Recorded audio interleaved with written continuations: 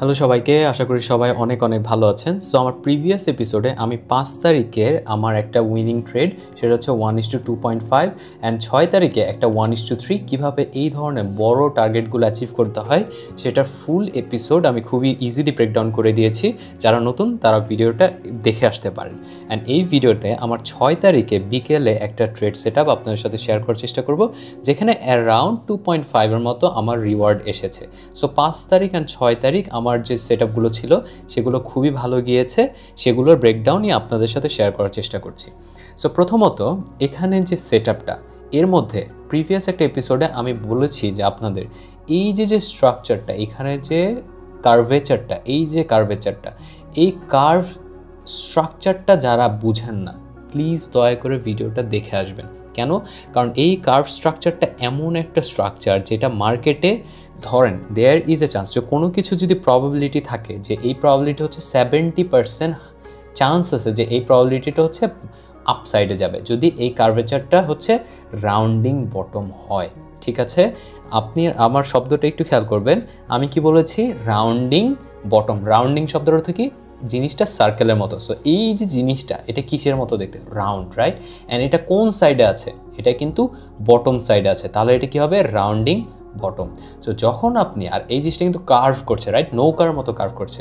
যখন আপনি দেখবেন কোনো একটা structure rounding bottom and on top of that এটা একটা curve structure, so there is a chance, probability will get to around 70% যে price will should higher. Okay, so আমাদের কি দরকার?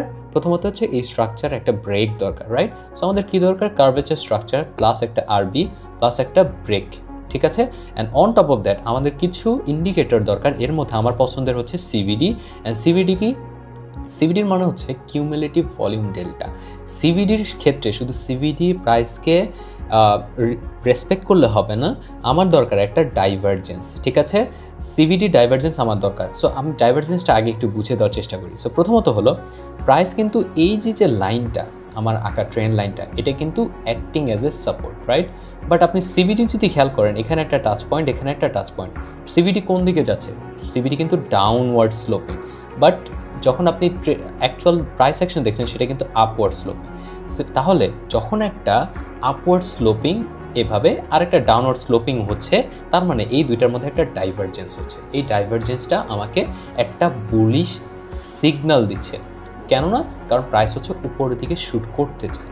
And on top of that আপনি যদি এই high থেকে কাউন্ট করা শুরু করেন, আপনি ক্লিয়ারলি দেখতে পাচ্ছেন এটা একটা কারেক্টিভ স্ট্রাকচার। ঠিক আছে, সো কারেক্টিভ স্ট্রাকচার হওয়ার পর যারাই এখানে শর্ট করার চেষ্টা করছে সবার স্টপ লস কিন্তু এটার উপরে, রাইট? এই ট্রেন্ড লাইনের উপরে সবার স্টপ লস। কারণ এখানে যারা স্ক্যাল্পার আছে অথবা যারা সুইং করার চেষ্টা করেছে, তারা হয়তো ভাবতে পারে যে price will go lower. But এখান থেকে যেহেতু কার্ভেচার স্ট্রাকচার হচ্ছে, আস্তে আস্তে প্রাইস কিন্তু এখানে যদি খেয়াল করেন, এখান থেকে কিন্তু এখানে হায়ার লো তৈরি করছে, রাইট? সো আমরা যে কোনো টাইমে একটা হায়ার হাই পেতে পারি। কেন? কারণ এটা ছিল লো, এটা হচ্ছে হায়ার লো, রাইট? এটা ছিল হাই, রাইট? সো আমাদের স্ট্রাকচারটা কী হওয়া উচিত? যে এই লোটা কোনোভাবে টেক করতে পারবে না, অ্যান্ড আমাদের নতুন একটা হায়ার হাই তৈরি হবে। সো আপনি যদি বেসিক হায়ার হাইও বুঝেন, আপনার কিন্তু এখানে বাইং সাইডে যাওয়া উচিত। অ্যান্ড আপনি যদি কার্ভেচার স্ট্রাকচার বুঝেন, তাহলেও কিন্তু বাইং সাইডে যাওয়া উচিত। আপনি যদি রাউন্ডিং বটম বুঝেন, তাহলেও আপনার বাইং সাইডেই যাওয়া উচিত। অ্যান্ড আপনি যদি এলিয়েট ওয়েভ বুঝেন, তাও কিন্তু আপনাকে বাইং সাইডেই যেতে বলছে, right? And on top of that CVD divergence আমার পছন্দের সবচেয়ে ভালো সেটআপ, সেটাও আমি আপনাকে বুঝিয়ে দিয়েছি। অ্যান্ড লাস্টলি যখন আপনি দেখবেন যে প্রাইসের ভলিউমও কন্টিনিউয়াসলি রেসপেক্ট করছে উইথ দ্য প্রাইস, তাহলে আপনি ধরে নেবেন যে আপনার এখানে যে ডাইরেকশন আপনি যেতে চাচ্ছেন, সেই ডাইরেকশনটা আপনাকে একটা রিওয়ার্ড দেওয়ার চেষ্টা করবে। সো এখানে অ্যাটলিস্ট 1:2.5 উইনিং ট্রেড আপনার এখানে জেনারেট হয়েছে। সো এভাবে আপনি সিভিডি দিয়ে অথবা কার্ভ স্ট্রাকচার দিয়ে অথবা রাউন্ডিং বটম দিয়ে অথবা basic higher high higher low দিয়ে অথবা ট্রেন্ড লাইন দিয়ে আপনি ট্রেড করে একটা প্রফিট জেনারেট করে ফেলতে পারেন। So I hope you guys enjoyed this video so far. If you do, please consider following my page because more amazing contents are coming up. Alright guys, take care and Allah Hafiz.